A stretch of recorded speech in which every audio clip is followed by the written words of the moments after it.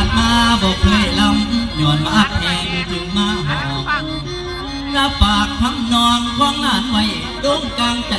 พ่อแม่หลานตักมอนซื้อขาหน่อยให้จำไม่ยาลาลานนี่สุดปาดเปื้อนเนื้อปาดเพิ่มขันในอ้อยเสียงลำนี้แล้ว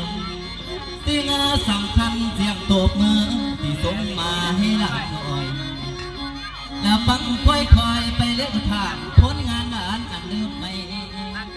ขอฝากลุงขั้นต่างใจแห้งคอยฟังไปอีกบาทอายในคืนนี้อย่าห่างมีเวยแฟนแฟนเลยเวยน้องเวยน้องโอ้ยละข้าพเจ้าเองมิสบาเขาทุกใจเป็นลูกของเศรษฐีมีเงินมีคำร่วงหลายมีพอมี